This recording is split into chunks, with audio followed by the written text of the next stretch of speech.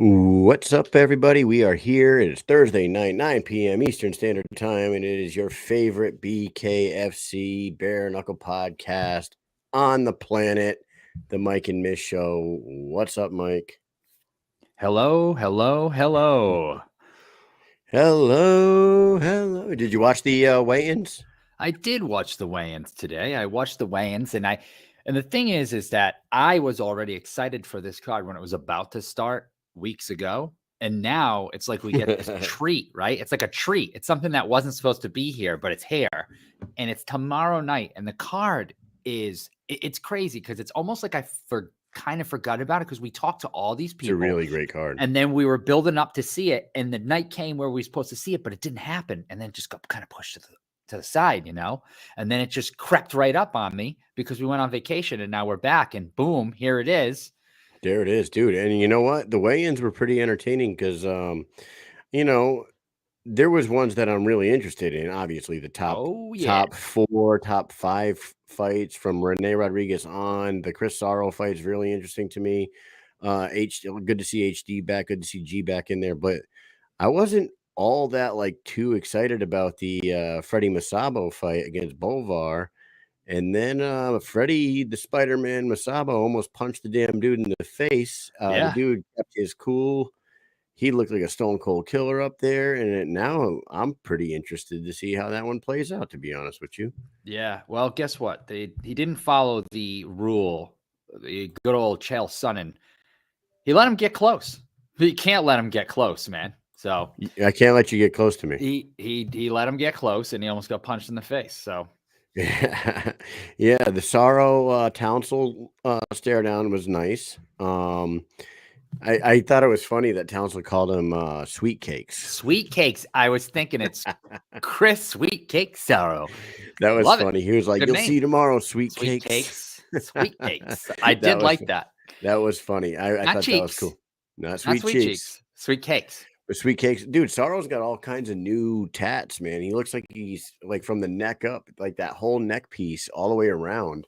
And then both sides of his head now, he's got a lot of ink from the neck up, which is unusual because he doesn't have a lot from the neck down. It's fucking weird. Yeah. Right? Yeah. It's pretty crazy. Hey, before we continue on, we're going to have Bec Rawlings in a few minutes here, guys. We're going to have Bec Rawlings on tonight, who's going to be taking on Christine Ferea on April 29th at BKFC 41 for the BKFC Women's Flyweight title. She's going to be coming on in a few minutes here. Going to be nice to talk to her back again.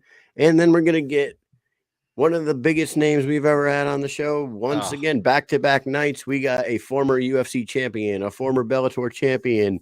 I think he held titles in 5 other MMA organizations. He's the underground king. He's the most violent man on the planet. He used to beat the shit out of people on Bully Beatdown. Eddie, the underground king, Alvarez, is coming on after Bec tonight. Unbelievable. Insane. What an insane show. It is insane. But before we do that, we got to pay some bills. So tune in here to the best mortgage company on the planet. Norcom Mortgage and Michael Mish are delivering the American dream to those who serve America, helping veterans obtain the dream of home ownership. They offer programs that include no money down, no first-time homebuyer requirement, 100% cash-out refinances, rehab loans. They can help you purchase a home, purchase a condo, refinance an existing mortgage, create a dream home with rehab loan. To learn more, visit www.michaelmish.norcommortgage.com or call 860-884-2103. You know the number, 860-884-2103. You call that number for any mortgage needs, any loans, any home construction loans, anything you need. You call Mike Mish because he's the best on the planet. And licensed in multiple states, 30, not just around where we live. Yeah, 38 states, something like that. He could take care of you in Florida, California, New York, all over the goddamn country. If you want to be a homeowner, help a vet get a gym going, Wesley. Yes, probably. Yes, he can. Absolutely, he can. You should give him a call. Give him a call and ask him. 860-884-2103. Ask for Mike. Tell him you heard on our show. Yep. He'll give you a hand. He'll set you in the right direction, help you out. We got this stuff right here. We forgot to give it away last night. We did. Delicious popcorn. You got back-to-back nights. I don't know if you're going to get it in time for this weekend, but you can go on their website. You can go to bareknucklecornsnacks.com and peruse their options because they are delicioso. And tonight, if somebody reminds me in the comments section, tonight, you got to remind us. You want to know why? Because we forget things. Couple stew nods, right? Couple of stew nods. And give one of these. I'll give you one of these. I actually sent a few boxes out to some people the other day. I know that Big Ben, one of our biggest fans and one of our biggest followers, is a minus 1% owner of this company. That's right. Big Ben Vanaski is out there enjoying some popcorn right now, watching this show. And Hannah up in Canada, she got a couple packs too. So that's right. Hannah, Britton Hart's biggest fan and friend. I do have to give so we've got some people here, right? We have. Let's start from the top, bro. Let's give a couple of shout outs here. I hope I'm saying this right. Falcon09, absent-minded, big fans. Love it. Saw you guys going to the fights or what? Is anybody at the fights right now? Susan Walker, Joe Ivy, Big Ben, Monica, Steffi, Wesley, TJ. What's up? What's going on? Extreme BK fans. We're giving away a signed picture of Bryan Duran. Yeah, so we got an autograph photo we're giving away later on, courtesy of Extreme BK fans. The Rooster himself, and we're going to give away an event poster from Bec's last fight, BKFC 26. That card was insane. The main event was razor close. You had Bec in Britain going the distance. You got Francisco Ricky winning a title. You got Jimmy Rivera making his debut. That card was awesome. That is a cool-ass poster, and somebody can have that hanging in their house tonight. And we have one more sponsor we just got to shout out because Bec's waiting for us right now. And, of course, you want to get on this guy's website right now. You want to go to BKBetShark, right? You got to go to the BKBetShark Instagram page. This dude has been cleaning house on his bare knuckle bets, dude. I don't know who the hell he is. He was on a show today wearing a mask, so he's a secret guy. I don't know, wearing a shark mask. But he went 9 for 9 in his last fight card, and that includes parlays and everything. And he just raked money. And he's like 68-21 right now for the year of 2023 or something like that. Or since he started doing. Yeah, unbelievable. And I got a new coffee cup. I just want to show it to you. Can you read this? No. Are you Oh yeah, I see. Are you childish? Knob. It's got a little wiener on there. A little wiener schnitzel. A little wiener on there. Hey, this first guest of the evening, she is making her return to the BKFC Squared Circle. She is the original champ, the Police Gazette women's champion for the BKFC back when she won that in 2018, whatever. Well, she'll tell us in a second. She's going to educate us. But she's coming back, and she's fighting somebody that people have been wanting them to fight for years. We talked to Christine last October. She was calling for the Bec fight. She was telling us how many people wanted to see this fight. We talked to Bec a week later. We let her know, and now here we are 6 months later, and we're about to see a fight. Here she is, straight out of Australia by way of Denver tonight, Bec Rawlings. Hello. Hey, what's happening? Hey, I just want to say my husband's got that the same as that mug, but on a t-shirt. Oh, that's no funny. Way. That's awesome. Yeah. Are you childish? No. Yeah, that's funny. No. It gets everyone too when they realize what it says. Yeah. Safe to say most men are exactly the same. Huh? I guess we don't grow up past the age of 16, I think. You know what's funny is I have an 8-year-old and an 11-year-old, and I brought this home and I had it sitting on the kitchen counter, and of course, the 8-year-old can read now and he knows what the picture of a penis looks like. So he goes, "Are you childish?" Yes. No. No. Bob. Oh, okay. Figured it out. Yeah, Amy's like real nice. So we never grow up. Welcome back, Bec. Welcome back to the show. You're finally going to be stepping in there with the Misfit herself, Christine Ferea, to settle this I don't know if it's a beef or Bareknuckle beef. Yeah, because I gotta tell you, when we follow you guys on social medias, it doesn't seem like you have all that much beef with her, but she antagonizes you and she's doing a good job selling this fight. Would you agree with me there? Is there real animosity between the two of you, or is this something that was drummed up by one side of the situation here? Look, I feel like she's always just had something to say about me, and I think my lack of engaging in the trash talk, I think that really annoys her, and so she just keeps poking and poking. I don't know. She's always just had an issue with me since I was the first woman to win the championship. So, I don't have a problem with her. She seems to have a problem with me, and that's okay. I at the end of the day, I think she's just trying to sell the fight. I don't think she actually hates me. I think she truly believes that she's the best in the world, and as you said, she called me out. The champ doesn't normally call the contender out. So that's just showing that she knows that I'm really a challenge, and she wants to prove that she really is the world champ.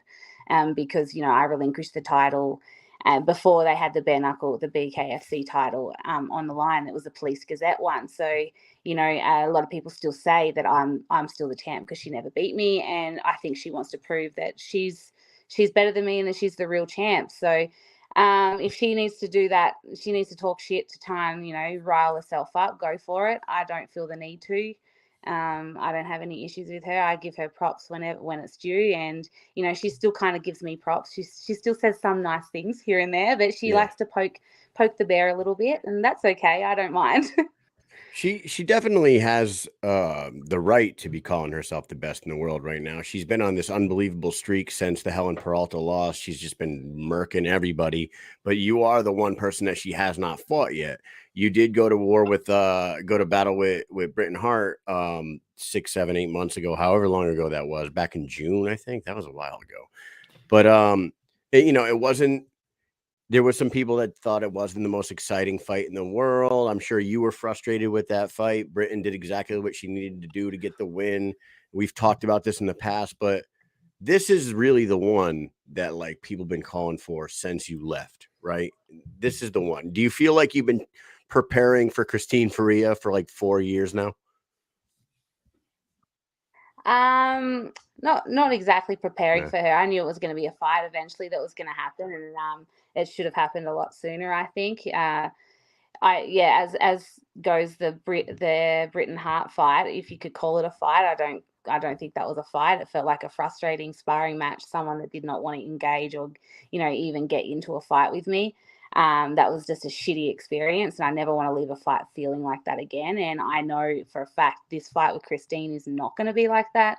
I know she's going to bring the fight. She's not going to be a little bitch and try and run away. I welcome her to try and walk me down. I want her to walk me down. I want her to come at me aggressively, just like she does all her other opponents, and I believe she will. I don't think she's going to be very good at it because I've got the skills to stop her style, and I'm just can't wait to get in there and prove it. What do you have to say to the people that are upset that you're fighting her? Because people are looking at it going, oh, how is Bec going to be fighting Christine because she lost against Britain and blah, blah, blah, blah, blah. Why are people so upset about this? What is the problem? That's it. They're just all the new fans that have only been around since Christine's been around. They're not the OG fans that know that I was the first to do it and I was the first to prove, that us women actually belong in Bareknuckle. I paved the way for women. I'm the reason Christine's in Bareknuckle. Whether they want to believe it or not, or even understand that. Hello. Uh-oh, that Denver Wi-Fi. Way up in the mountaintops, right? That's what oh, you're back. There you are. You got frozen for a second there. The last thing we heard was understand that, and then and we figured it's just because you're so high up in the mountains, I don't know if she can hear us. No, we can't hear you. Hold on. Oh, hold on 1 second. She's muted. Hold on. Let's unmute her. Hold on 1 second. Unmute. Can you hear me? Yes. Yeah. Yeah, I think it just lost connection. I was in my bedroom. I think it was too far away from the modem here. Where are you staying at right now in Denver? We're in an Airbnb. We're in Centennial. Nice. Yeah, just got a nice little Airbnb close to the gym that I've been training at. Yeah, it looks nice. I like that wall by just when you were just walking by that wall. I was like, wow, that is nice. That's Yeah, really it's nice. nice. Got a little fireplace. Nice. Yeah, it's good. I like that stonework on the wall like that. Yeah, it looks good. Hey, it's all like newly renovated. Yeah, it's nice. Yeah. That's really nice. Did you have your family travel with you out there? My husband's out here, and my other coach just got here this morning. He's getting over jet lag as we speak. Is he watching Love is Blind? Is that what we see here? I don't know what I got. That's what we got. Netflix ads. Nah. I don't know what you got before, but what I was saying was all the new fans that seem to have an issue don't understand the history that I bring to Bareknuckle and the fights that I've had within Bareknuckle. And if anyone's taking, Christine beat Britain hot, but Bec couldn't beat Britain, they're just fucking stupid, because I beat the shit out of her the first fight. The second fight, she ran like a little pussy. And Bareknuckle maths does not work like that. And there's a reason the champ's calling me out. So shut the fuck up, basically. And you brought up a point earlier that it's unusual that a champ calls out a contender, right? And you made the point, there really isn't anybody else. Like, nobody else made sense unless they brought somebody from outside the company in, which at the moment they're bringing a lot of big names in other divisions, and I'm imagining that like their focus was on that. They have you. This is a fight that everybody's wanted to see. It did make sense. They had to be thinking about making this fight prior to her calling you out anyway, I would imagine. Now, after this fight, Bec, what you have to do, and Christine, I am not rooting for anybody here, but if you win, we have to see a rematch. And that's still, you know what I mean? If you win, then you guys got to fight again. And then we know what's going on in the BKFC flyweight division for the next like 6 months to a year. You know what I'm saying? Well, because if you don't win, who the fuck's going to fight her next?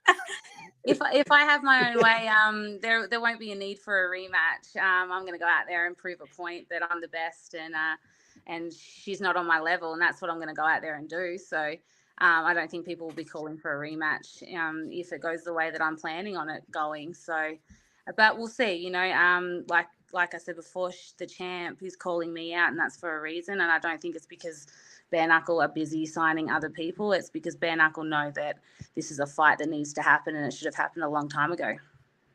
I love that. I actually love the fact that she did call for you, because that's good on her saying, I want the best option possible, not whoever the boss wants me to fight, I'll fight. You know what I mean? That cliche answer, whoever they want me to fight, I'll fight. I'm the champ.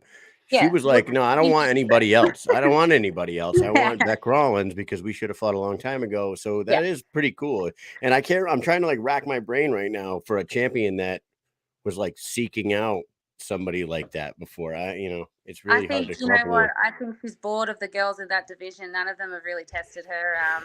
She's miles above any of the girls that she's been given. So, and she knows that I'm the real test, and I'm the one that's going to solidify her championship. If she can beat me, I don't think she can, but good on her. To be honest, she's done a lot in Bareknuckle. She's been the champ for a long time, and she's gone out there and stopped a lot of girls. But I'm not a pushover. I'm not going to be an easy fight for her, and I believe she knows that, and that's why she wants this fight. You know, she's like super. She stays up on her social media. Like, whoever is controlling her social media, if she's doing it herself, then she's like amazing, because the amount of training she does and the amount of work she's putting in all the time and the amount that she posts is fucking crazy. So with that said, you've seen all these posts. You've seen all the training posts. You've seen in the gym. No, you don't. You don't see any of this. Like I said, I don't bother myself with this shit. I don't give a fuck. I don't give a fuck what any of them are doing. I worry about me and myself. I'm not spying on her and her social media. I don't care what she's doing. I have never cared, and I still do not care. So you don't see all the kangaroo posts and all that, huh?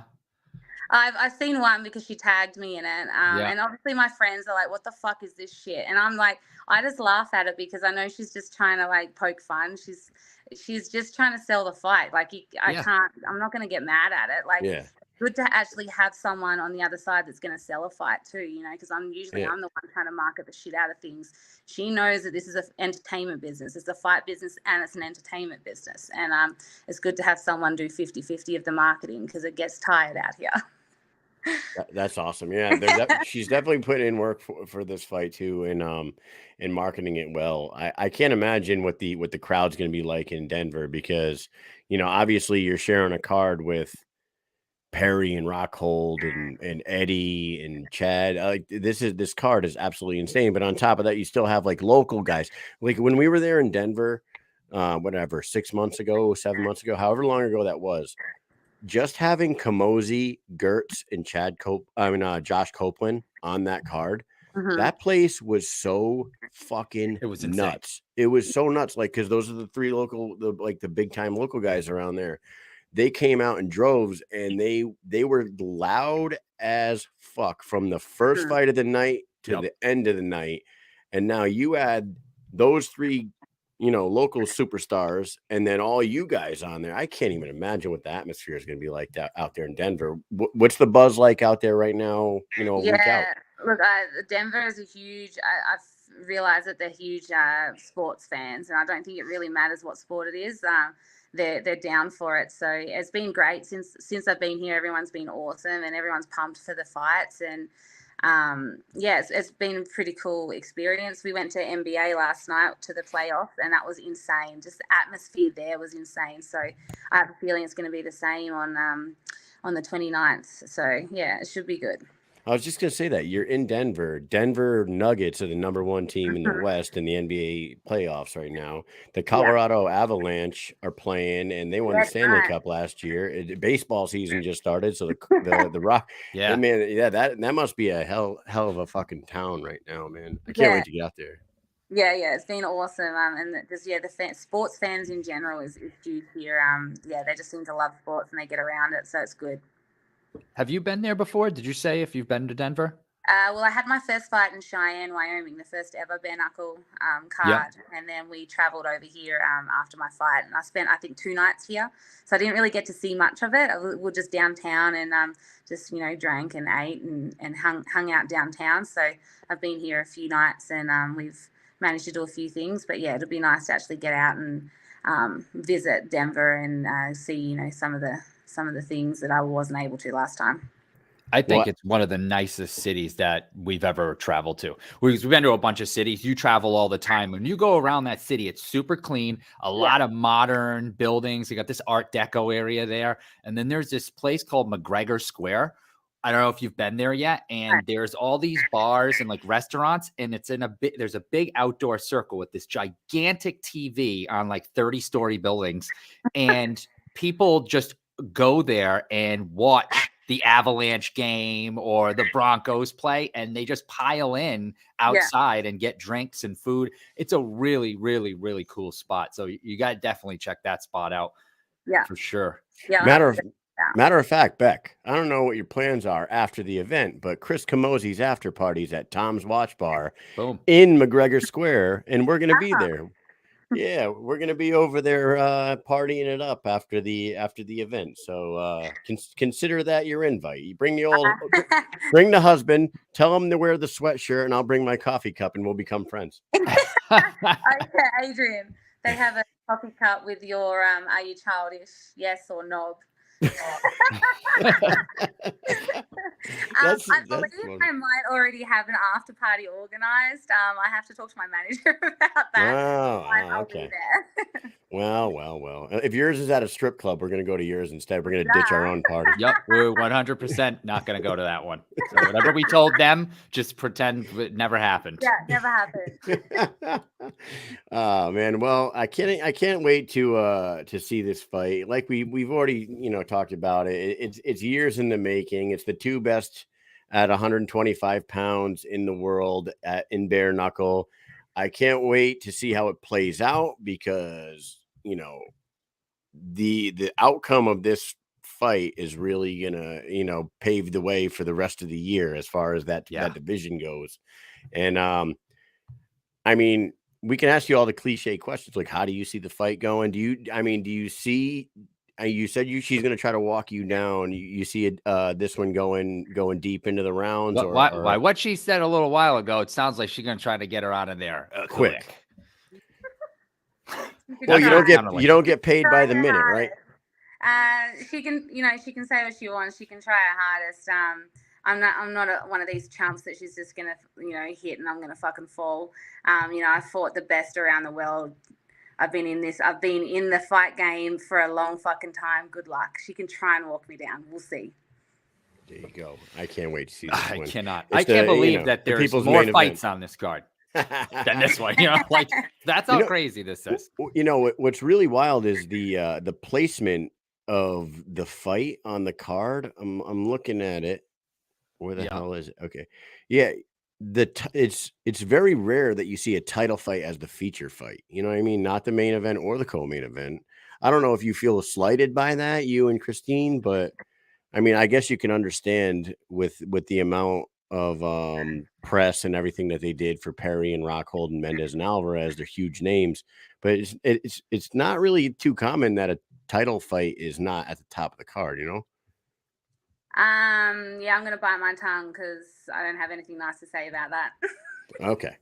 All right, we'll move on. It's a very diplomatic answer. I understand. I definitely understand it. And we probably all thinking the same thing. So you already said it. There's no point in me saying it. Yep. There you go. Well, I just said what everyone's thinking. I mean, it's an incredible card. We cannot wait to get out there and see you. We're not going to take up too much of your time. We got some fun questions for you, and then we're going to get you on your way here. Speed round with Bec Rawlings.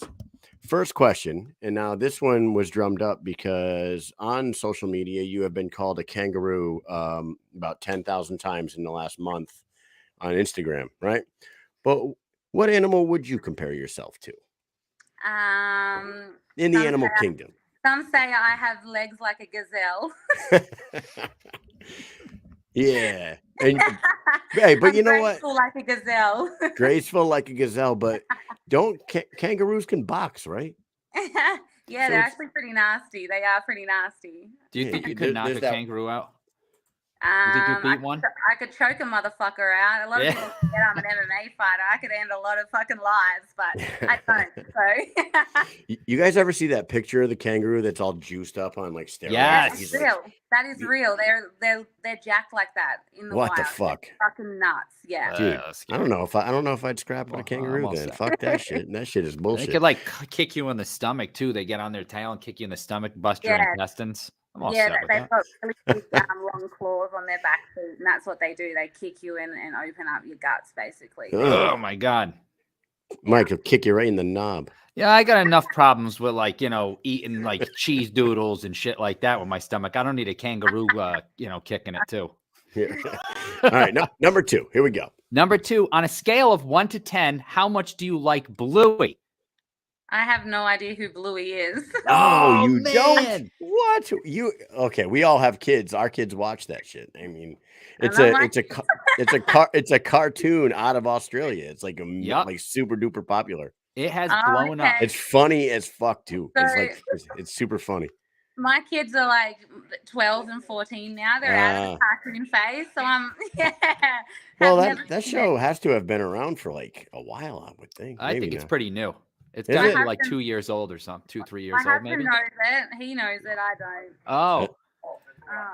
He knows it's a blue dog. That's all. Yeah, it's a blue dog, Bluey. Yeah. That's pretty original, right? Like if you were going to name a blue dog, what would you name a blue dog? Fucking Bluey. Bluey, right? Wow. Holy Jesus. Smokes. Let's get our head out of our ass here. Number 3. What's an unusual item that you bring with you every single time you travel? My husband. Yeah. Very unusual. He's very unusual.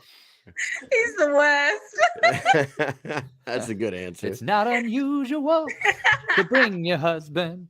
Come on. All right. Number 4. Number 4. What's the craziest thing you've ever sold online? Foot pics, I reckon. Foot pics? Yeah. That's how I make all my money too. Yeah. You've got pretty feet. Why not? Yeah. Mike, what do you sell online? You don't want to see my talents, What do I sell online? all this stupid baby shit that we have and cluttering up my basement, man. Nothing cool. Nothing. Get rid of this. Get this stuff out of here. I don't need any of this stuff. All right. Last question for you. What's the first thing you do every morning to start your day? Coffee. Coffee. Black? Yeah. You put anything in it? I have a little bit of cream. Just a little bit.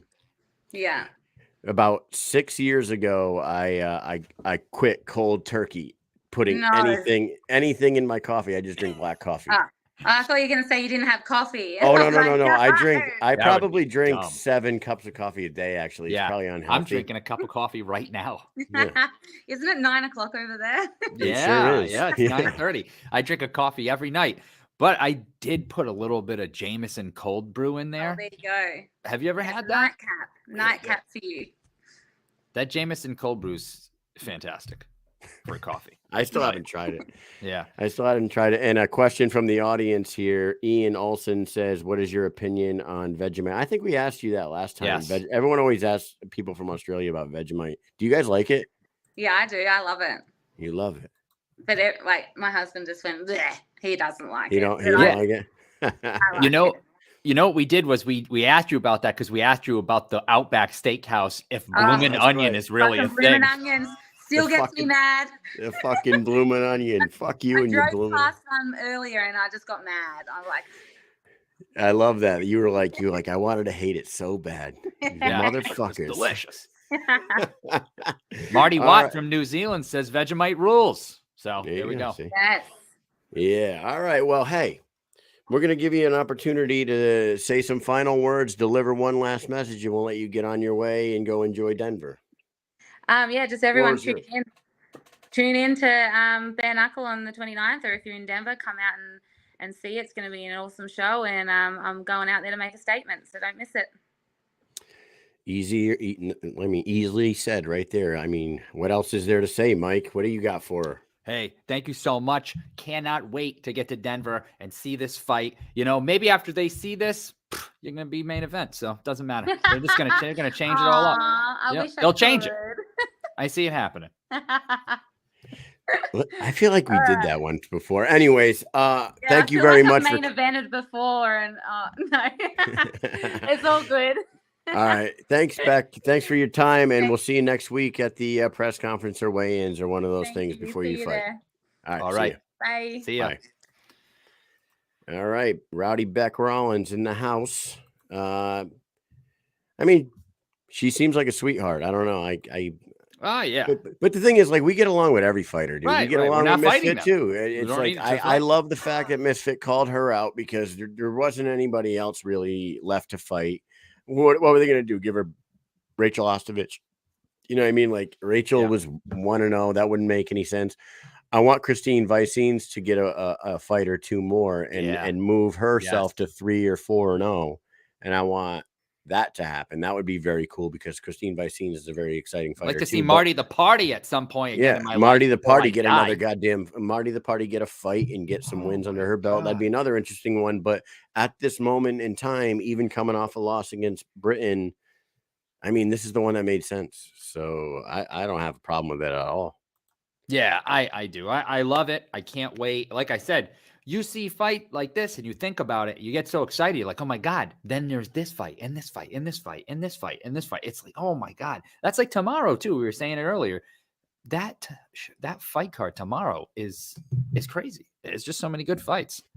Man, if people aren't watching BKFC, get your head out of your ass because it's time to jump on the bandwagon. There's no better time than now. This fucking sport is blowing up and people are sleeping on it. They're snoozed out. So we got it. You know what I mean? People need to know. So, hey, the more places they go, more names they're getting the promotion out there.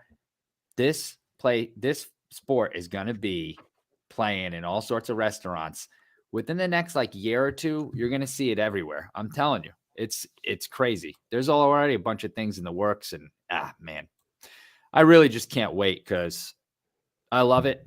I know you love it, and we love watching it. I love it. We want everybody else to enjoy the pureness of this sport. So, yeah. We got our next guest in the waiting room ready to come in. We're going to bring him in a second. But I was just looking at the stats from the Britain Hart versus Bec first fight. and then the rematch, dude, their stats are almost fucking dead on identical. It's really crazy. If you look that shit up, it's really nuts. But hey, thank you to Bec Rawlings for coming on. That was very cool. We will see you next week. Good luck in your fight with Christine. It's exciting. We got our next guest ready to come on right now. An absolute true legend in the combat sports world. One of the best lightweights to ever step foot in an MMA cage. And after all these fights and all this success in his MMA career, he's coming over to the fastest growing sport in the combat sports world, Bareknuckle, and making his debut against Chad Mendes. I really thought when I heard that they were bringing in Eddie, I really thought it was going to be Mike Perry, to be honest with you. I really did. I thought Perry and Alvarez, but you know what? This was exciting too. Yep. Chad Mendes, Eddie Alvarez, the Underground King. Welcome to the Mike and Mish Show. What is up, fellas? What's up, man? How are you? Dude, look at this wall. Look at this wall. Like we just said it. You know, you got all that stuff, man. You got all that stuff. I mean, I got a Wu-Tang. Things, aren't they neat? Those are really neat and shiny things in the back. I really like it. You've been just collecting shiny things all your career, man. These guys are my inspiration right here. Oh man, my dudes. Oh man, you know what? I hear you on that one. Fantastic. Hey, let me ask you this: when they made the newer Ninja Turtle movies, the Out of the Shadows and the other one, did you like those? Yeah, pretty dope. They were alright. I thought they were awesome too. Like I think they got a bad rap, man. I don't know. Yeah, maybe because Michael Bay made them. If you've always been a fan, then anything that they remake like that is going to kind of bring out, the kid in you. I enjoyed it. I have an 8-year-old and an 11-year-old, and we have all those exact toys in this house, and we have those size ones, and like there's like bigger size ones too. They have these guys. The Ninja Turtles. Yeah, dude, I think these guys are the reason I started this. I'm gonna be honest with you. Oh, really? Were you watching that and Mighty Morphin Power Rangers before school, and then you're like, you know what? I think I'm just gonna go out and fight bad guys. That's what I'm gonna do. Yeah, the Rangers were cool. The Rangers are more like maybe my little brothers there, but like I was more like the Turtles, Karate Kid, Rocky, that kind of. Yes. I was born in '84, so like that was a thing. But Turtles, I remember being 8 years old. I had Turtle Power carved in the back of my head. It was my haircut. Nice. Oh, that's fucking awesome. Yeah. Had the sewer, the Technodrome, all that stuff. All right, fellas, you got your shine. Get out of here. Dude, hey, like we said, and I know this is gonna sound fucking stupid or whatever, but it's an honor to see you on the show here because you are a true legend in the game in combat sports, and like we've been watching you forever.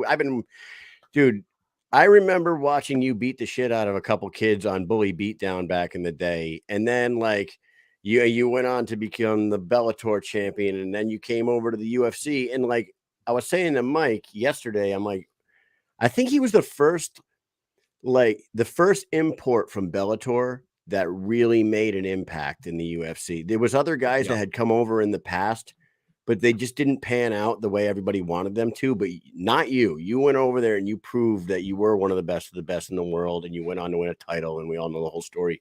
So it is really cool to have you on here. Thank you for coming on. I appreciate that, man. Yeah, I think the first one was the first shot they took was Hector Lombard. I remember when he went over, hearing what he got as far as money, and I'm like, shit, man. Like they paid Hector pretty damn good. And I remember being in the room with Dana, kind of pitching, what I would want, because I'd heard what Hector got. And he's like, Hector didn't get that much. I'm like, yes, he did. I know he did. But no. Yeah, Hector was probably one of the first to kind of cross over. And I thought he'd do well. But, like, I don't know, man. You never know. It's a little bit of timing, a little bit of luck.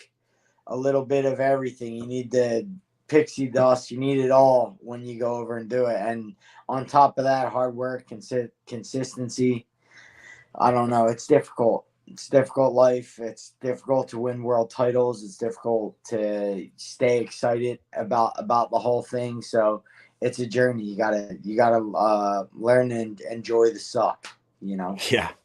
Enjoying the suck. I mean, I don't know if you know this, that me and him are military, so embracing the suck is like a very big part of our life. Yeah, I didn't know that, and I'm glad I used embrace the suck. That's what it is. Embrace the suck, dude. You it's know like what? one of the biggest quotes there. I'm gonna embrace the suck tomorrow because we have drill. Shit. Yeah. So man, you just talked about the long road and all the hard work and trying to try to keep yourself excited, like you've been there and done it all. Now here you are. And I was saying, like the first thing that I thought in my head when they announced that they signed you was, what took so long? That was the first sentence that popped into my head. What took so long? Because being a Philly guy, Dave's from Philly, they're based out of Philly. I thought this was like a no-brainer, like as soon as you were available. But I mean, here you are. Obviously this is exciting for you. It wasn't long after I was available. I think it was more so I became available. I went into the market. I got a couple offers, but it was more opponent. You know what I mean? Like I got money offers, but I was making a lot of money in Asia. I was making anywhere outside the UFC. I was making a lot of money. So it was more about me sitting down with myself and saying, what do you want? Besides money, what is it that you want? What is it that's going to wake you up early, go to bed late, and feel competitive? Like feel like you want to be competitive and you want to. So like I had to have that conversation with myself, and it was basically like, hey, don't even sign with anyone until you feel excited and fans feel excited for what's about to happen. So like when Dave came to me with, and originally you were right. Originally I thought it was going to be Mike Perry. I thought that's kind of what I thought we're going to go for the biggest fight outside of the biggest organizations there is with the biggest names. And at the time that would have been Mike Perry. But they're like, no, it's going to be Chad. And I actually think there's a part of me that thinks Chad might be he's a harder matchup than Perry. Mike Perry's a beast in itself, but like for me, speed is more scary than strength and brawn and power. Speed is scarier. That's a scarier attribute for me in fighting. I think that's the best attribute that you could have in fighting is speed and the ability to be explosive and explode and be fast. So Chad's dangerous. He's a dangerous opponent, and they're the opponents that, like, I mean, every time, almost in my career, when I think back, like, it's the really dangerous guys that I usually knock out. Like the ones that I'm just I got a little bit afraid of, a little bit. I get that fear in me, and then once that fear hits me, it's like a drug. It's like my eyes open wide, and I'm getting my kill mode. So these other guys, I know it's been like the Justin Gaethjes, the RDAs, the Anthony Pettis's, like all these dangerous guys always just kind of get me up. So when they said Chad, I'm like, hell yeah, like that. That's the guy right now. You just mentioned Anthony Pettis. He just fought Roy Jones Jr. in a Game Bred boxing event. Did anybody from them? Because Jorge's bringing all kinds of fucking names into that organization and throwing the gloves on people that hadn't had boxing matches in their career up to that point. Yeah. That last card that he built was fucking crazy. It was fun. That he got. It was fun. It was a bunch of names that like you couldn't believe that were on there. Did anybody ever reach out to you about maybe doing some game bred boxing? Yeah, I think that's going to be a thing. You know what I mean? As long as you're a free agent, you're going to have conversations with everyone. I mean, like every company's going to reach out. They're going to pitch you something, but it's really just about give me an opponent, give me a date, and let's settle on a number. And until we do that, then everything else is just talk. You know what I mean? It's just we're just kind of being hypothetical about everything. So like I'm up for anything, but like honestly, right now, like my relationship with Dave Feldman and the people at Bareknuckle has been incredible.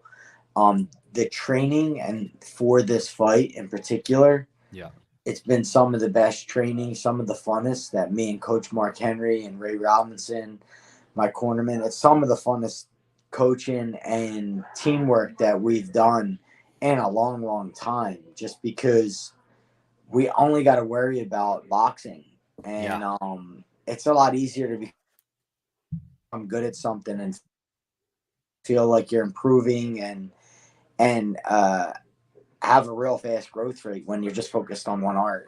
I feel like it like in retrospect, I'm like, I probably should have, like, during my career just been like, hey, let me just do striking for 2 years, like maybe do some K1 or, because that it ups your level. I feel like I've leveled up in this training camp immensely, just like focusing purely on one art. And would you say that less wear and tear on your body as well, because you're not rolling around, you're not grappling, you're not slamming each other, you know what I mean? It's probably a huge difference. Big time. My recovery, my sleep, my ability to train more often. It's all because you're not like when you grapple and kick, that's where all the injuries happen. Grappling and kicking, that's where you really fuck yourself up. And it's like when you eliminate them two, man, and you just box, like boxing just seems like, I don't know, that's the fun part. It's like it feels like a sport now. Fighting's not a sport. This feels like more like a sport where I'm smiling more often. That's awesome. The life of an MMA fighter isn't full of smiling, Yeah. It's like a little bit of a relief, even though you're going into a bare knuckle fight, but you're like, you know what? I don't have to do all these other things. So that's pretty cool. Are you bringing in, or have you brought in, I should say, any bare knuckle fighters, or talk to anybody about technique and different things? Because I mention this often, and we talk about the sport of bare knuckle not being exactly like boxing. It's a little bit different, the pace of it, and obviously the rounds are shorter, so people tend to really just go at it, Yeah, see, the thing is, like, I think Chad at the press conference mentioned something like, I feel like I got the experience because I've been in there before, and I just like hitting someone with a bare fist is a lot different. I'm like, motherfucker, I've been in like 100 street fights before I ever put on a set of gloves ever. So like in my life, before I ever put on an MMA glove or any kind of glove, my hands were wrecked before I ever started my career. From 17 to 21, I was in street fights almost every other weekend in Philadelphia and bullshit with my friends and drinking at bars and underage, like all the bullshit. Like, I'm like, I never had gloves. So like, for you to think that you have some kind of edge on me because you had one fight without gloves, are you fucking crazy? I'm like, and you know what, man, like one thing that you've always like displayed throughout your entire career is your hands. Like, you have fucking great hands and your ability to take a shot and keep going forward.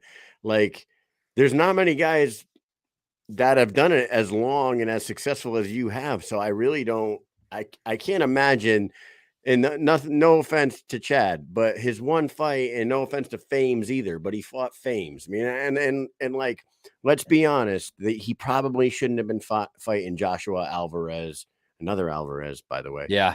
Joshua Alvarez in his first fight in BKFC. They probably should have gave him a bigger name, a little better guy. But I feel like they kind of like served him up, Fames. You know what I mean? I don't know if anybody else feels the same way, but I do feel that way. No, absolutely. He wanted to dip his toes in, and it's like I get it. Yeah, you want to dip your toes in, but like when I think it was generous on Bareknuckle. I don't know what Chad was paid for his first fight, but that's generous. I would love to be.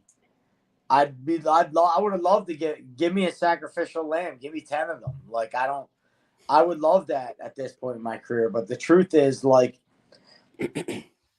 when you're getting paid big money, one, the fight's got to be big, and two, like, competitively, when you wake up at night and when you wake up in the morning and go to bed at night, it's like, I want to feel something. I want to feel afraid. I want to feel excited. Like, I do this because I want to feel something. If I don't want to feel anything, I'll just be a fan. I'll just sit and watch fights on the weekend. I want to feel something. So like, give me an opponent that does that for me, that makes me feel something. And you know, I think that was generous of Bareknuckle to give him that. You know what I mean? Like they're definitely building a roster, and if you know, after this fight are sticking around for a while, I mean, I can think of a few right off the rip. We already mentioned Mike Perry, but like Luis Palomino has really succeeded in the BKFC at 155 and 165. I know this fight is at 165, correct? Yeah. So like, I mean, I know you probably know Luis Palomino, right? I love Luis. Yeah, Luis would be respect for Luis, veteran, right. Awesome. Love you and him would be an amazing fight. There's a few out there that like.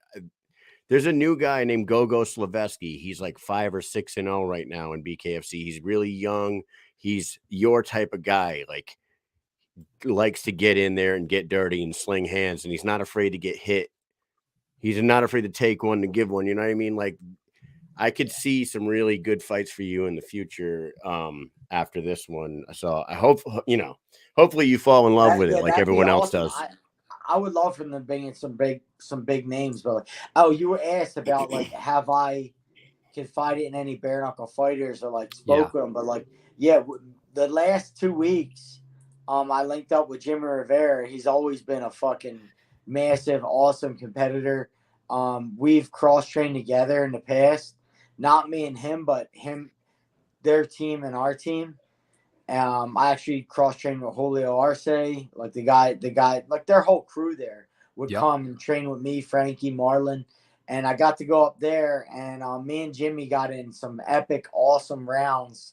You know, the last 2 weeks we got together, and he was able to give me some good insight on like kind of the feel and some of the rules and some of the stuff, and that was awesome. On top of giving me great competitive rounds, it was a really good connection to go up there. And I'm really thankful to Jimmy just for being like, hell yeah, come on up.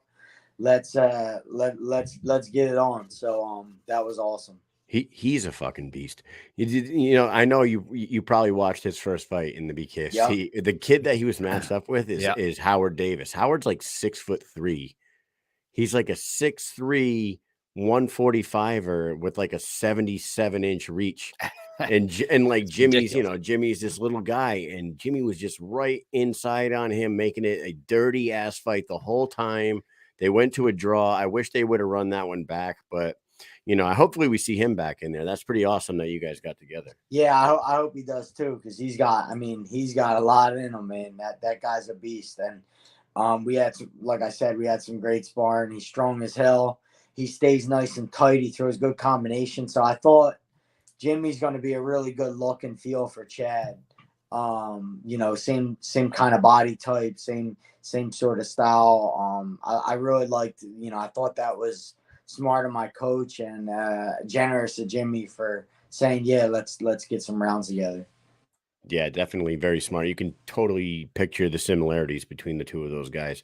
Now, you mentioned earlier about speed and power and stuff like that and explosiveness. Chad is, you know, one of the faster one of the faster guys that still packs a ton of power. Yeah. Would you, and you just trained with Jimmy, like compared to somebody in your past, have you ever fought somebody that's, you know, 5'6" and built like a fucking refrigerator like this before that has the speed still? I'm trying to think of somebody. Yeah, Chandler. I mean, Chandler's a little bigger though, isn't he? I don't know. Maybe not. Chandler's probably close. A bigger version of Chad, like stronger, probably just as explosive, if not more explosive. Tatsuya Kawajiri is probably same style, same kind of raw power, explosiveness. I don't know. If I thought back, I got so many damn fights, so many guys. If I thought about the style that I went against before, I definitely went against it before. On top of just training partners that I've had, it's not like Chad like offers this like something new, incredible puzzle that just can't be figured out. I mean, the guy's an athlete. He's explosive. He loves his supplements, and that's just that's just Chad. That's what he does. So, hey, you got to watch out for that blast double too, man. Yeah, I think Oh, he yeah. shot. I think He I'm pretty did sure try that. he shot in on What fame. was I didn't understand what that was. I'm like, I don't know. what I is think that? he got confused for a second. I think he forgot where the hell Yeah. he was at. This past the past BKFC event In Virginia. in Virginia, Yep. the dude that fought for Bellator for a long time, his name slipped my mind, but he's winning the first 2 rounds of this Bareknuckle fight. He's cracking his opponent left and right. He's doing really well. 3rd round comes around, he gets popped in the chin with an overhand right that just fucking puts him on his ass. He gets up, shoots for a double leg, gets swung over to the ropes, throws a spinning back kick, kicks the dude in the stomach. Yeah. And they're like, all hell's breaking loose. We're like down there at the arena and we're like, Pat what Casey. the fuck is Pat Casey? Yeah. Yeah. Yeah. Holy shit. Yeah. It was a wild fight, really. The whole fight was kind of crazy because he was winning the fight. He was winning the fight at that point. He had knocked the other guy down 3 times, knocked his mouthpiece like into the crowd. Yeah, like rose in, and they had to go grab that thing. It was pretty nutty. I wanted to ask you, before being approached to fight for BKFC, were you a BKFC fan? Did you follow the sport at all, or was it just kind of like, Dude, hey, a couple of fights honestly, there? Dave invited me to. I was in Florida, and Dave invited me to an event in Hollywood at the Hard Rock there, and that's one of my favorite places to. During my career, I probably fought there about 3 or 4 times. One of my favorite venues because like my friends would come, and we'd fight, we'd hang out there. They had the pool bar, like all the cool stuff. So like, I went, and as soon as I went, I see Shaq was there. It was a star-studded event, and every single fight was incredible. So it was like, you didn't know the guy, you didn't have. The cool thing is you don't have to know anyone. So it's like, I don't care. We don't need to build a story on this guy and, oh, he was poor from this country and he made money. We don't need it. We don't even need to hear the story. Just have the 2 guys fight. And I promise you, you're not going to be able to take your eyes off it. Because like the fights, they're pretty quick. You know, they're all under 5 minutes, 4 minutes or so. You're going to land one big clean shot. Someone's going to get cut wide open or dropped. And it's hard to be resilient, you know, because the damage that's done in a short amount of time it's a lot. So I like how they get figured out quickly. There's not a whole lot of dog and pony show in the middle, you know? And no, and if you get a dog fight, if you end up getting a dog fight, it's like, hell yeah, it gets crazy. It gets a little bloody in there. But like, for the most part, they're figured out quick. Every single shot is like, whoa! It's like reminds you a little bit of the Coliseum where they're swinging axes and whatever. Anything could be a kill shot, you know? Yeah, the sound of that professional fighter hitting somebody else in the face with a bare fist in a stadium that's like pretty quiet at that moment, and it is so loud. That's just like a very distinct sound that if people hear that live, you can't explain it. When we were in Denver the first time they were out there, that kid Vandermeer, I forget what his first name is. Vandermeer started the card off. Keegan Vandermeer, young kid making his pro debut, I believe. He was he had never even fought pro anywhere. He made his pro debut in BKFC. He hit this kid with a right hand that sounded like a wooden baseball bat breaking, like hitting a home run. The crack was so loud in that arena. We were all like looking at each other like, what the fuck was that? Like he must have shattered his hand or busted the dude's skull or something like that. It was the loudest I've ever heard somebody land a punch on someone. It was just absolutely, I don't know if just I believe he did break his hand, and that's what we actually heard. Yeah. Holy shit. It was insane. And like people like that were behind the curtain could hear it, and they were like, yo, what was that? Yeah. We were like, yo, that was that kid busting that dude's side of his head open. Like that's been my argument with like people who like, I'm like, whoa, you're doing bare knuckle, that's crazy. Like for me, I'm like, so there's a like if you fight, you really fight, and you've been hit with a glove or whatever. Tell me the difference. Tell me what the difference really is. If I have a really good hand wrap guy wrap my hand in a beautiful wrap and a cast, throw a 4-ounce piece of leather over it, and then I smack someone with that. I've been arguing with people that would probably have more of a damage and impact and not ever have a chance of hurting me, the guy who's punching, because of how well wrapped my hands are. Damn near kiss it. So like the integrity of something like that would be a lot greater than the integrity of my bare fist. So like I need to be more tactical, more accurate, and I got to be cleaner with my shots when I have a bare fist than what I would have to if you're going to wrap them, throw a piece of 4-ounce leather on them, and then let me go after it. So like I just argue with people like I don't know if there's any less. I don't know if there's any more or less danger involved. I think it's just being tactical about what you're doing, not closing your eyes and winging shots. Like you have to pick your shots more. You got to be cleaner. You got to be more accurate. And you're probably willing to throw 10 times more punches when you have those wraps and those gloves on your hands. Like you're going to be more particular about when you throw your shots because you just said you want them to be more precise and you want them to be on point. When you got the gloves on, you might be a little more wild with some of them at times. And you're in a fight, in a bare knuckle fight where you might throw 45, 60 punches. That same amount of time in an MMA fight, you might have thrown 140. You know what I mean? Yeah. Yeah. It's a crazy science. It's a big study that needs to like continue to be done. I know they've been studying the dangers of the different sports, and everything's coming up that like brain injuries are the lowest in this sport compared to anything else. Most of it's all superficial, fractures and cuts that all heal. You know what I mean? Cosmetic damage. Your brain's not getting rattled around 290 times a fight. Yeah.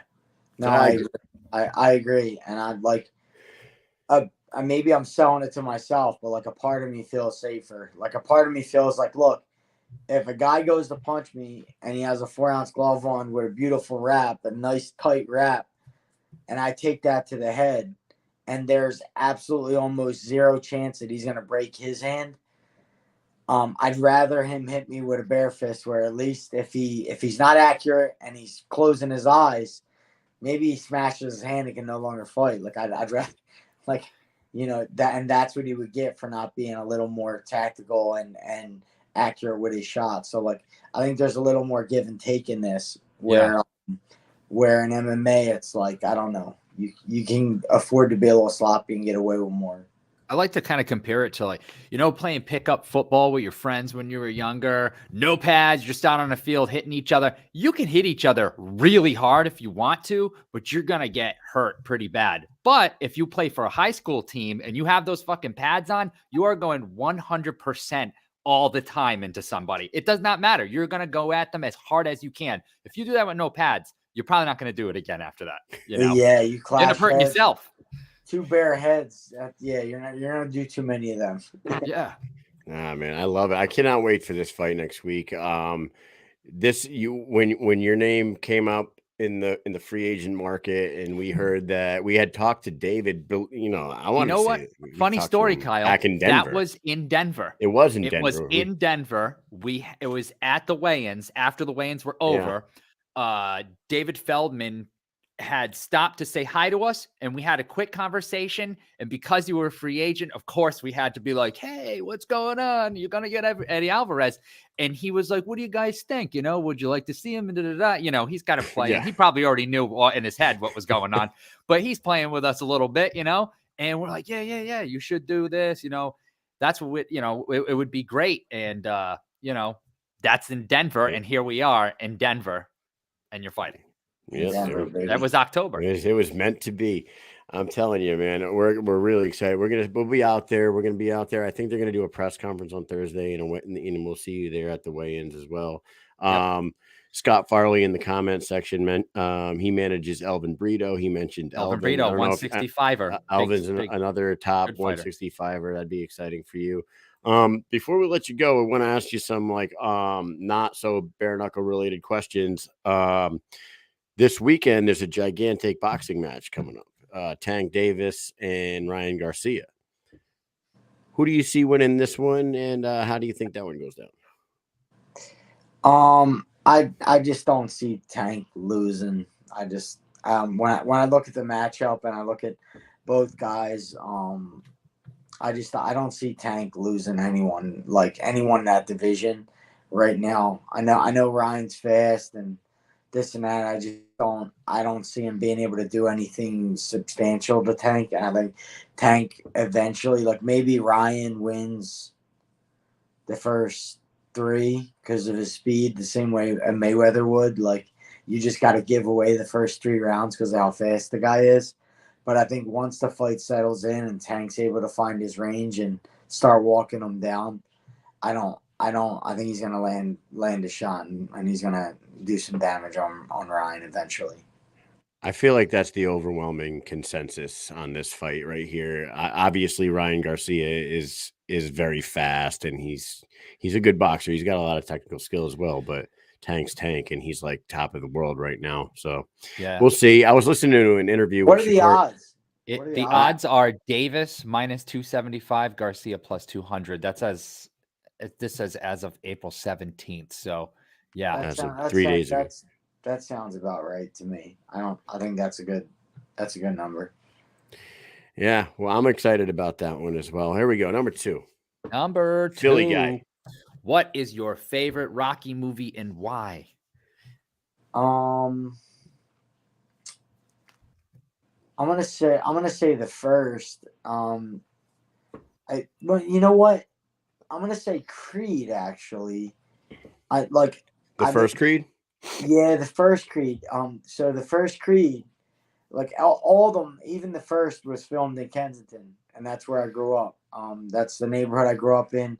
The film itself is most of the streets I grew up on and played on and whatever. But in the movie Creed, they go in the Front Street boxing gym, and there's a scene where the kids are on the 4-wheelers and they're going up and down that street. That's Clearfield Street. My school was right there. I would walk down Clearfield, and I'd walk the Front Street boxing gym and walk up the steps. And that was my very first fight gym ever. And that's awesome. The Padman Rick that's in the film, Padman, he passed. God rest his soul. He passed a few years ago.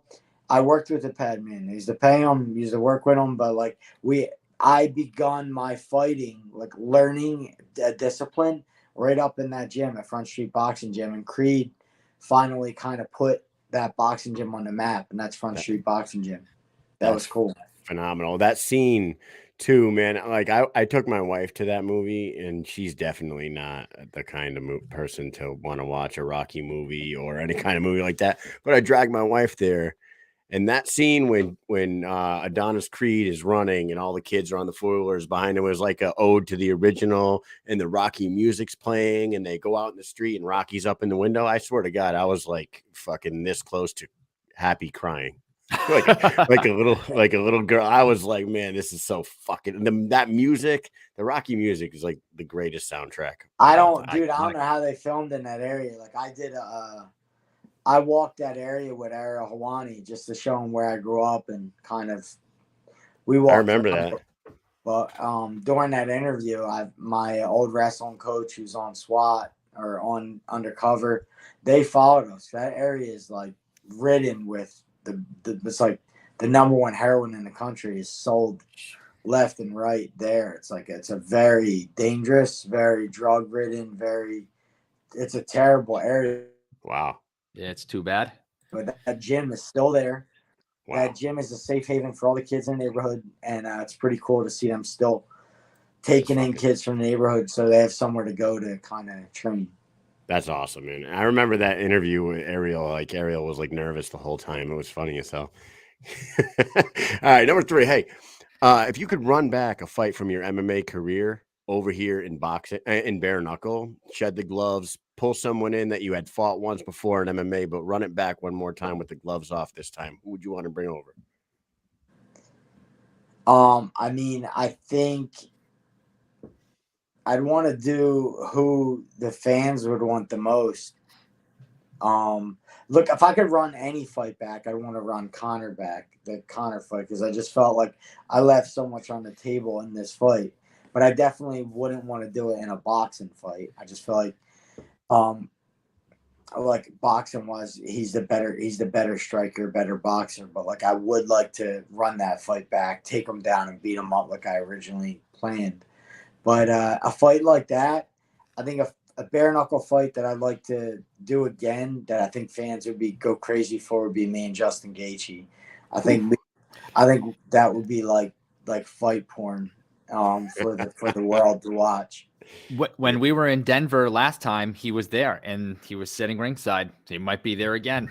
Oh, he definitely will. And I'm cool as hell with Justin. I went out to I'm good friends with Kamaru Usman, and I went out to help him for a fight. And me and Justin got to cross train, and we hung out at his house and played pool.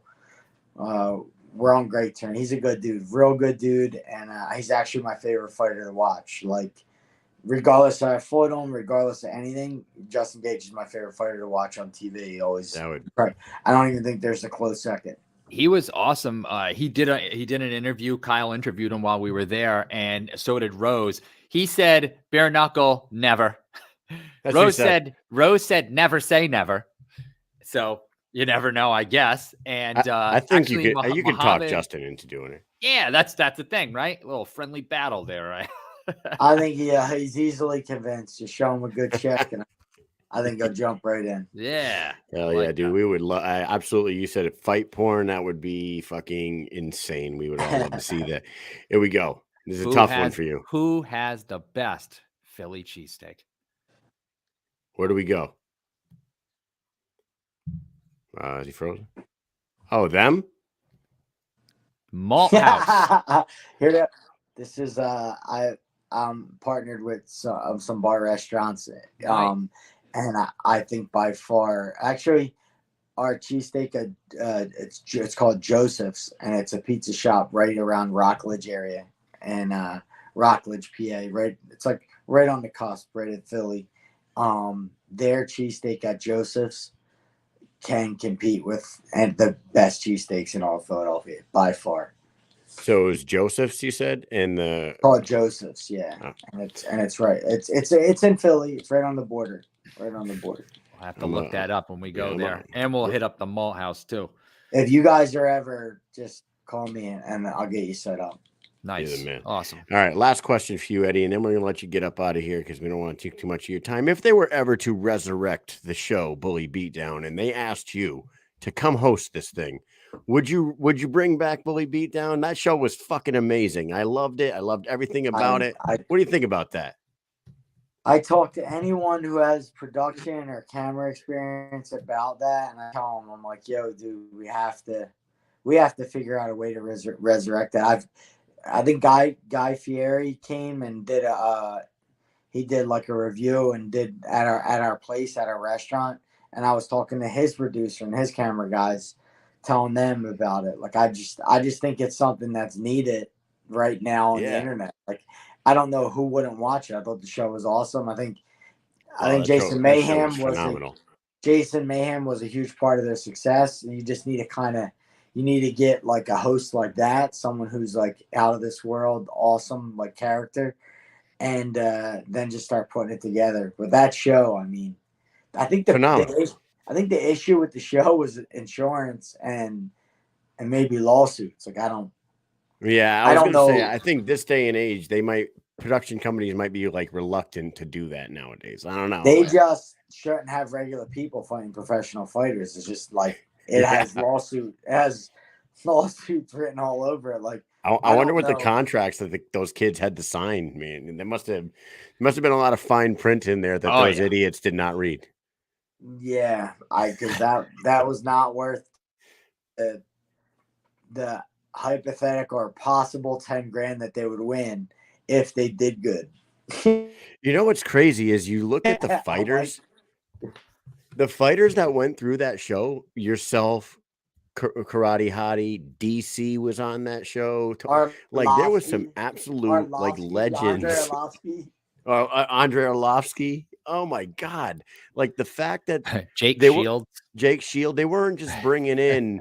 They weren't just bringing in nobody MMA fighters. They were bringing in like top notch MMA fighters to just Yeah. smoke some fucking 18, 19-year-old bully. It was Daniel fucking Cormier hilarious. was on there. Joe I know. Riggs. Tyron Woodley. Tyron Woodley. It's Yeah, unbelievable. dude, I think they paid me $2,500 to go on that show, and I did it. I wore my tap out shirt, and I made a lot more off the royalties of my tap out shirt than I ever did on the show. But like, still to this day, when I do signings, some people only know me as you're the guy who was on Boy Beat. And they don't even know I had a career or I ever fought. They just go, yo, you were awesome on Boy Beatdown. I'm like, dude, like I fought real people. Like I'm a real, like this is what nah, dude, you're the Boy Beatdown guy. I'm like, all right, man. So funny, man. I love that show. That I wish it was still around. Man, Maybe it will come back. Yeah. Mike and Mish will bring it back as soon as we are not poor anymore. Okay. As soon as once we're not poor, once we're out of the military, we're not poors anymore, Mike. We can bring this thing. That's our new goal in life. Eddie, it's been a pleasure having you on this show. I cannot wait to see this fight with you and Chad Mendes next week. It's really I'm really excited to see how it plays out because I really don't know how the hell this is going to freaking play out, to be honest with you. The styles clash. I mean, we're just happy to see you taking the gloves off and getting in there with the BKFC. If you want to take a second and say some final words, deliver a message that anybody needs to hear, we'll let you get up out of here. No, I'm just that. Thank everyone for tuning in. You know, we're going on 2 decades of combat. A lot of chaos, a lot of fun. Just thank everybody for hanging in there and joining me on my journey, becoming the best combat sports athlete of all time. There it is. Definitely one of the best to ever step in the ring, one of the best lightweights ever. Thank you very much for coming on to the show tonight, and we'll see you next week in Denver. Mike, you got anything else for him? Thank you, and we will see you next week. All right, buddy. Guys. Later. There he is, Eddie, the Underground King Alvarez, the most violent man on the planet. Dude, super cool guy. Fucking wow. Scart. I call him Scart Farley. Scart Farley said, how about pro fighters running their mouths, getting a shot at big name fighters? I'm not exactly sure. I know this must be it's a very particular. Yeah, I was reading that and I was trying to figure out who he's talking about. Dots in my head fast enough to bring it up. Pro fighters running their mouths, getting a shot at a big name. Give us a little bit of context, please, Scart. My brain is not as fast as yours. All right, pull up the Bec Rawlings poster right quick. We're gonna do this. I have as a show. How about pro fighters running their mouths, getting shot at big name fighters? So as long as they're a pro, right? Yep. Like a new pro, say Gogo, like a Gogo Slavetsky calling out fucking Conor McGregor, that kind of thing. Is that what you're trying to say? Like something like that? I like a big name fighter that they really have no business being in the ring with, getting a shot against like a no big name fighter would probably put that fucking risk on the line. Unless because you see Gogo in there start swinging those hammers around and just catch somebody, and that shit would be crazy as hell. All right, so going on to the Extreme Bareknuckle fans page has donated some signed posters to us, and we are going to give them away. And in pure Mike and Mish fashion, we are going to come up with some silly, crazy, wonderful questions for all of y'all to answer right now and win some fun stuff. I got something. I got something right here. He's got something. He cooked up something, and here it is. What do we want to do first? We're going to do the Bryan Duran, the BKFC. No, let's do the poster first. Here we go. Okay. We have the BKFC 26, Hollywood, Florida. Brito versus Palomino. Look at this. Okay, Bec Rawlings and Britton Hart fought on that card, right? They have fought twice. All right. Okay. They have fought twice. The first person to get within 10 of the total punches thrown in both fights combined. Get within 10? Within 10. All you got to do is get within 10 of Oh, the you don't want total. them to get it exactly? You don't have, I mean, because this is they could do a little guessing here. I don't want them going all night, but total punches thrown between Britain and Bec in their 2 fights combined. 420 is not close. 150, not even fucking close. 346, not even fucking close. Guys, you guys, 2 fights combined, total punches thrown between those 2 women. I'm texting Mike the number right now. Oh, I can't wait to see the answer. Oh Oh boy. boy, here it comes. It's gonna come to me through the airwaves. Oh, look at this. It's like the future's here. Rawlins, Hart 1 and 2. Those 2 fights combined. Tony Chappell says 845. Oh, Mike Quigg 775. You guys are starting to get a little I got a closer. real neato way to do it. You look it up and add it together. It's really, I know. really neat. Yeah, well, there it is. We got ourselves a winner. And Scart Farley. Well, he's within 10. Scott, do you want this poster? He's guessing. He's guessing. The total number. We got a guy who is within 10 right now. The total number of punches thrown between those 2 women in their 2 fights combined. Scott doesn't want it. Never mind. Scott doesn't want it. So okay. now we need the exact number. Oh my God. You guys better start getting up on the shit. You better get on your fucking phones. You better start looking some shit up because Scott said 710. I'm telling you guys, he is within 10. Get the right number. Win yourself a poster. Let's do it.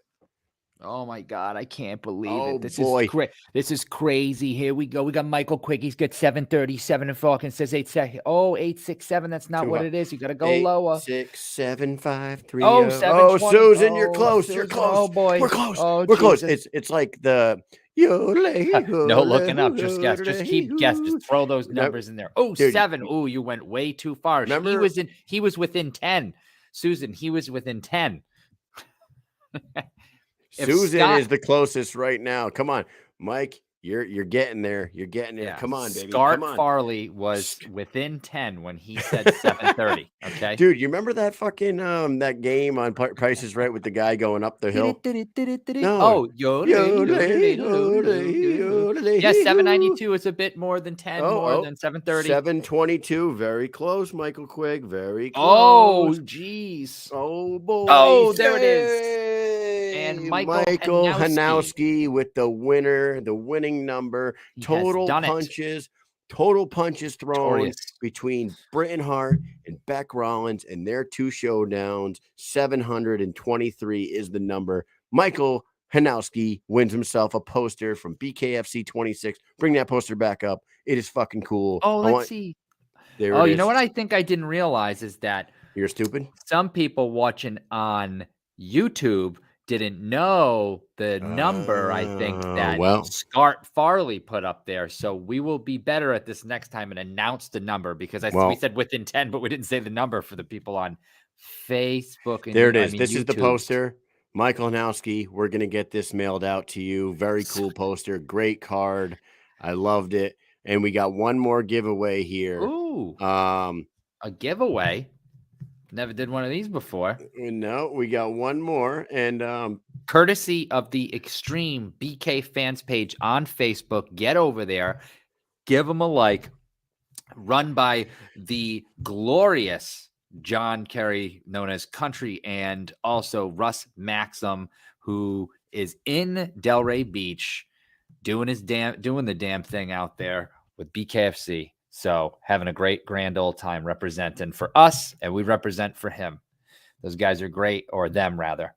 So what do we got going on here, Kyle? You putting something together that's real sweet? I'm looking at Eddie Alvarez right now, guys. Yep. Hold on, I'm counting in my head so I don't do it out loud. Oh, don't do that. You don't want to give the answers out.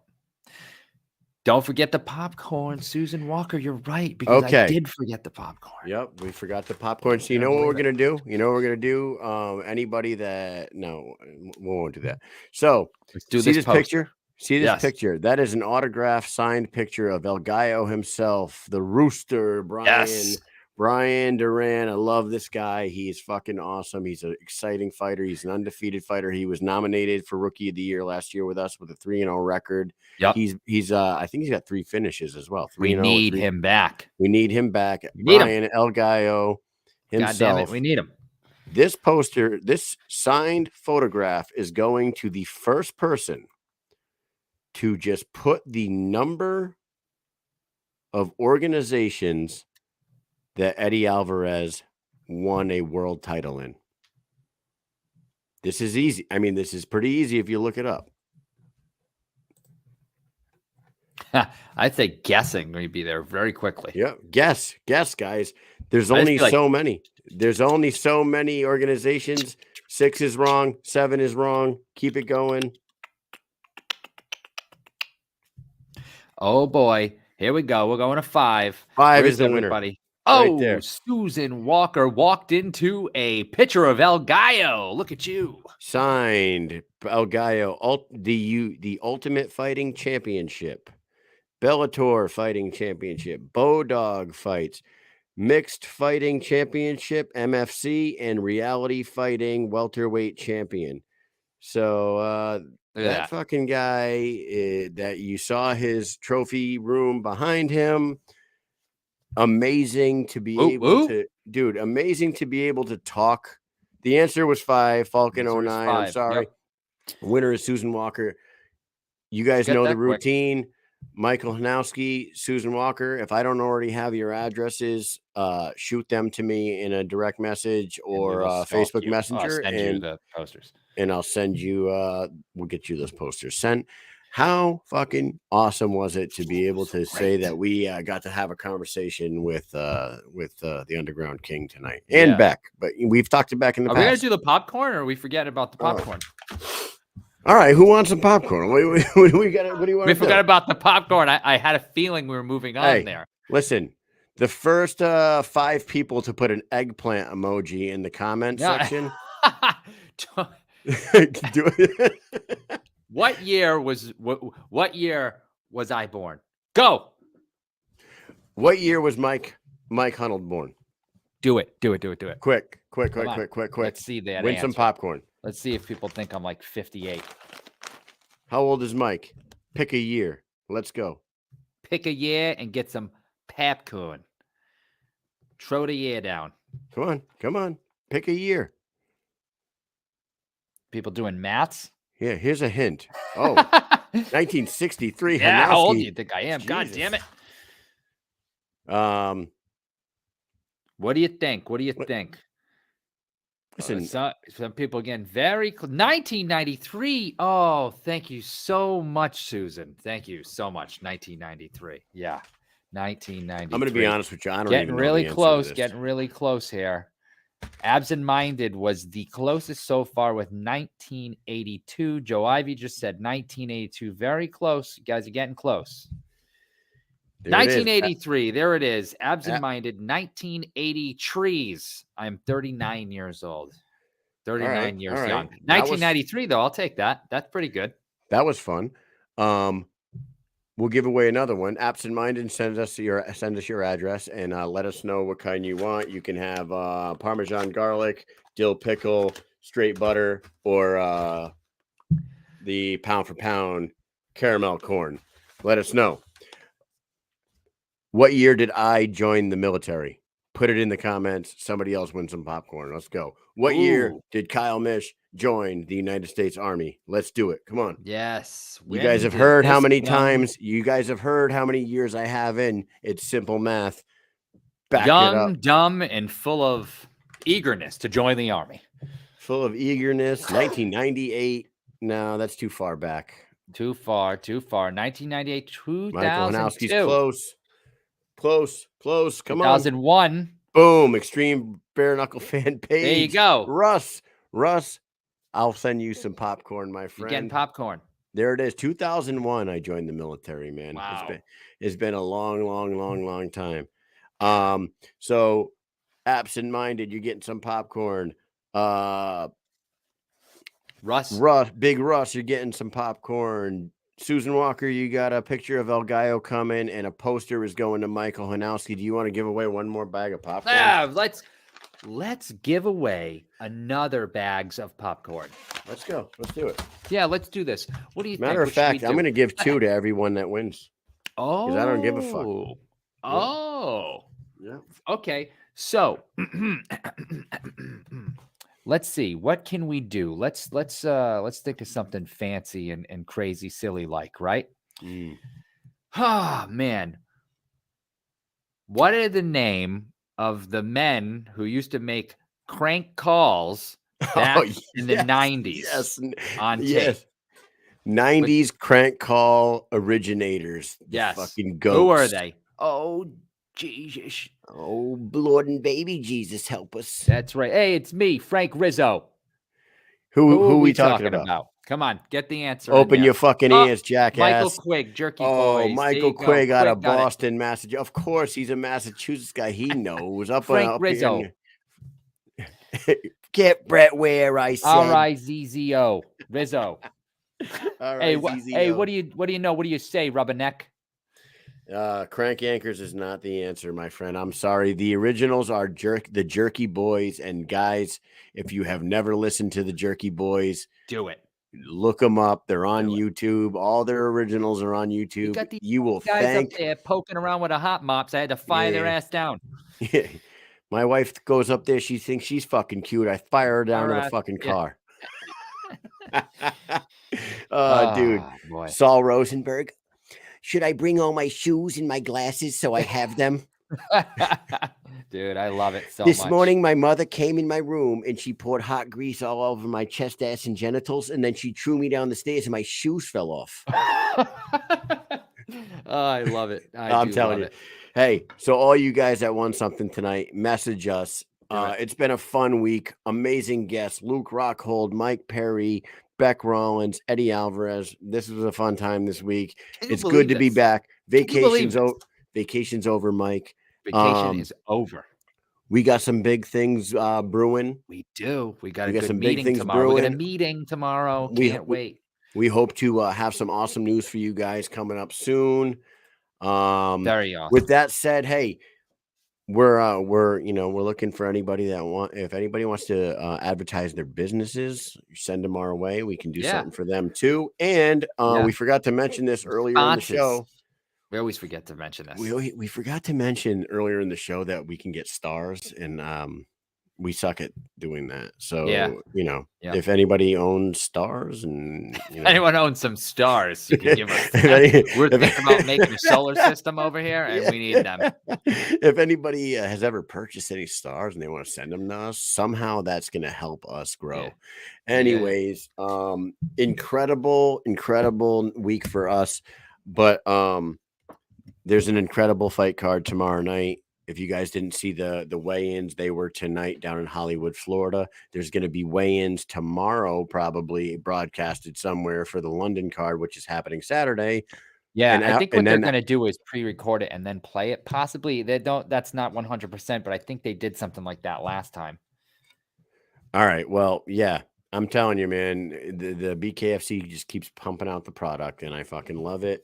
Mike and I we'll be out in Denver next week. So I hate to say this. I don't think we're going to have a show next week, Mike.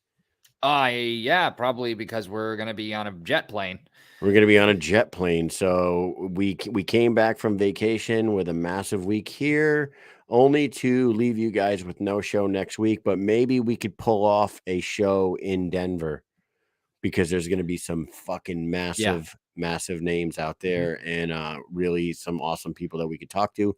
So we'll give a pretty solid attempt to do something live Thursday. Maybe Thursday evening we'll try to put something together. Yeah. There'll be after the weigh-ins on Friday. But either way, we will be we will be doing content at the after party at Tom's Watch Bar. Yeah. And looking forward to it, man. This has been Can't been a good time. So Mike's got drill tomorrow. Oh yeah, I do. Oh, I got to work in forgot the for a second. morning. I feel like we have done enough. I don't think there's too much more to talk about. Mike, do you have anything else you want to talk about here? You know, I really don't.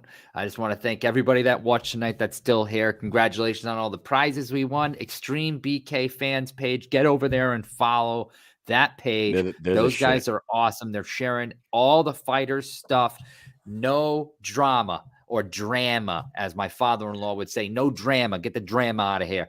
Yeah. So, Also, but dude, you know what else they're doing, which is super cool because we didn't ask them to do this, and they just do things because they're fucking awesome guys. Those Yeah. extreme fan page. Yeah. Those guys are the shit. They had a bunch of Mike and Mish stickers made. yes, They're down there at Hollywood at the Delray card now in Hollywood, BKFC 38, and they got a bunch of Mike and Mish stickers that they're handing out and stuff too. So it's really fucking awesome stuff that those guys Fantastic. are doing. I love that they're part of the family over here now, and we appreciate them greatly. So make sure you go over there and follow their page and share their page with all your friends too. See y'all at the after party. Absent-minded. Yeah. Whoa. All right. Let's see it. You'll be there. We will see you guys Yes. there. All right. Drink well, hey, on us. We'll get you a drink. Absent-minded. You find us and vodka and Red Bull. We drink vodka and Red Bull. Hope you're up to it. All right, man. Thank you guys for tuning in. Thanks for sharing the show. Thanks for riding with us as always. And I don't think we have too much left to say other than peace.